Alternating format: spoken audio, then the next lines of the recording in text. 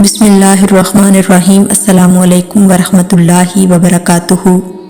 आज हम बयान करेंगे बनी इसराइल की गाय का किस्सा, जिसका जिक्र कुरान हकीम में सूरत बकरा में किया गया है। बनी इसराइल में से एक शख्स नामालूम तौर पर कत्ल हो जाता है। उसके कातिल का किसी तरह पता नहीं चलता। तारीख और तफासिर से जो कुछ जाहिर होता है वो ये है कि कत्ल का सबब माल था या शादी। बाज़ मुफस्सिरीन कहते हैं कि बनी इसराइल में एक सरवतमंद शख्स था। उसके पास बेपनाह दौलत थी। उस दौलत का वारिस उसके चचाजाद भाई के अलावा कोई न था। वो दौलतमंद काफ़ी उम्र रसीदा हो चुका था और उसके चचाजाद भाई ने बहुत इंतज़ार किया कि वो दुनिया से चला जाए ताकि उसका वारिस बन सके, लेकिन उसका इंतज़ार बेनतीजा रहा। लिहाजा उसने उसे ख़त्म कर देने का तहैया कर लिया। बिला आखिर एक दिन उसे तन्हाई में पाकर कत्ल कर दिया और उसकी लाश सड़क पर रख दी और गिरिया उजारी करने लगा।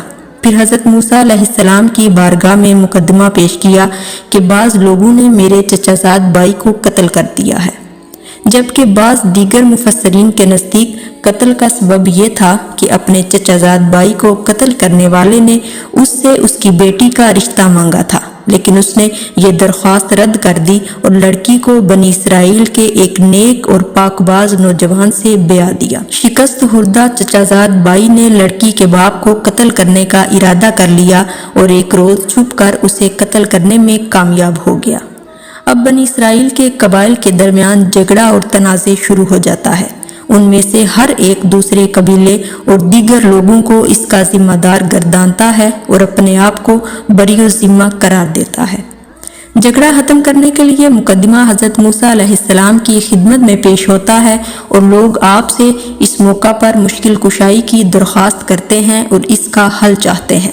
चूँकि आम और मारूफ तरीक़ों से इस कज़िया का फ़ैसला मुमकिन न था और दूसरी तरफ इस कशमकश के जारी रहने से मुमकिन था कि बनी इसराइल में एक अजीम फितना खड़ा हो जाता। लिहाजा जैसा कि आप आगे आने वाली बहस में सुनेंगे कि हज़रत मूसा अलैहिस्सलाम परवरदिगार से मदद लेकर एजाज के रास्ते इस मुश्किल को क्यों कर हल करते हैं। कुरान ने फरमाया, याद करो उस वक्त को जब मूसा ने अपनी कौम से कहा था कि कातिल को तलाश करने के लिए पहली गाय जो तुम्हें मिल जाए उसको ज़िबा करो और उस ज़िबाशुदा गाय का एक हिस्सा उस मकतूल के जिस्म पर लगाओ जिसका कातिल मालूम नहीं है, ताकि वो जिंदा हो जाए और अपने कातिल को बताए। उन्होंने बतौर ताज्जुब कहा, क्या तुम हमसे मजाक करते हो? मूसा अलैहिस्सलाम ने उनके जवाब में कहा, मैं खुदा से पनाह मांगता हूँ कि मैं जाहलों में से हो जाऊँ। यानी इस्तिहज़ा और मजाक करना नादान अफराद और जाहिल अफराद का काम है और खुदा का रसूल यकीनन ऐसा नहीं है। बनी इसराइल के इतराज़ात। इसके बाद उन्हें इत्मीनान हो गया कि ये मजाक नहीं बल्कि संजीदा गुफ्तगू है, तो कहने लगे, अब अगर ऐसा ही है तो अपने परवरदिगार से कहिए वो हमारे लिए मुशख्खस व मुअय्यन करे कि वो गाय किस किस्म की हो।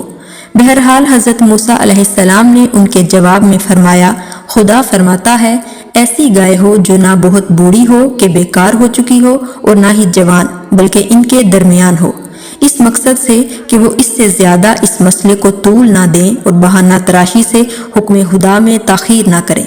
अपने कलाम के आखिर में मज़ीद कहा, जो तुम्हें हुक्म दिया गया है जितनी जल्दी हो सके इसे अंजाम दो। लेकिन उन्होंने फिर भी ज़्यादा बातें बनाने और डटाई दिखाने से हाथ नहीं उठाया और कहने लगे, अपने परवरदिगार से दुआ करें कि वो हमारे लिए वाज़े करे कि इसका रंग कैसा हो। मूसा अलैहिस्सलाम ने जवाब में कहा, वो गाय सारी की सारी जर्द रंग की हो जिसका रंग देखने वालों को भला लगे। खुलासा ये कि वो गाय मुकम्मल तौर पर होश रंग और चमकीली हो, ऐसी दीदाज़ेब के देखने वालों को ताज्जुब में डाल दे। ताज्जुब की बात यह है कि उन्होंने इस पर भी इक्तिफा न किया और इस तरह हर मर्तबा बहाना जोई से काम लेकर अपने आप को और मुश्किल में डालते चले गए। फिर कहने लगे, अपने परवरदिगार से कहिए कि हमें वाज़े करे कि ये गाय काम करने के लिहाज से कैसी होनी चाहिए, क्योंकि ये गाय हमारे लिए मुबहम हो गई है। हज़रत मूसा अलैहिस्सलाम ने फिर से कहा, खुदा फरमाता है, वो ऐसी गाय हो जो इतनी सुदाई हुई ना हो कि ज़मीन जोते और खेत सींचे, हर ऐब से पाक हो, हत्ता कि उसमें किसी किस्म का दूसरा रंग ना हो। अब जबकि बहाना साजी के लिए उनके पास कोई सवाल बाकी न था, जितने सवालात वो कर सकते थे सब खत्म हो गए तो कहने लगे, अब आपने हक बात कही है। फिर जिस तरह हो सका उन्होंने वो गाय मुहैया की और उसे ज़िबा किया, लेकिन दरअसल वो ये काम करना नहीं चाहते थे। फिर हमने कहा कि इस गाय का एक हिस्सा मकतूल पर मारो ताकि वो जिंदा होकर अपने कातिल का तारुफ कराए। बनी इसराइल ने इन हुसूसियात की गाय तलाश की और उसको ज़िबा किया और उसका खून मकतूल के जिस्म पर लगाया तो वो जिंदा हो गया और अपने कातिल जो कि उसका चचाजाद भाई था शनाख्त करा दी। अब अगर गाय की बात की जाए तो इस किस्म की गाय उस इलाके में एक ही थी। बनी इसराइल ने उसे बहुत महंगे दामों खरीदा। कहा जाता है कि उस गाय का मालिक एक इंतहाई नेक शख्स था जो अपने बाप का बहुत एहतराम करता और जी जान से उसकी खिदमत किया करता था। एक दिन जब उसका बाप सोया हुआ था उसे एक नहायत नफा बख्श मामला दरपेश आया। संदूक की चाबी उसके बाप के पास थी, लेकिन इस ख्याल से कि तकलीफ और बेआराम ना हो उसने उसे बेदार ना किया और उस मामले से सरफे नज़र कर लिया।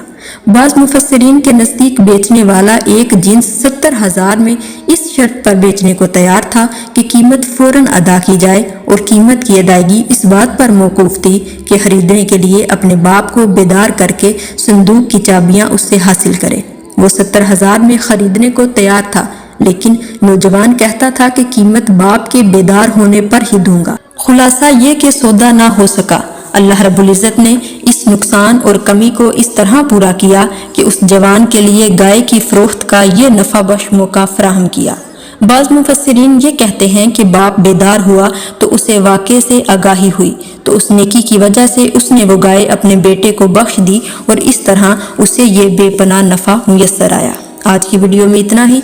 दोबारा मिलते हैं, तब तक के लिए इजाज़त दीजिए। अल्लाह हाफिज़।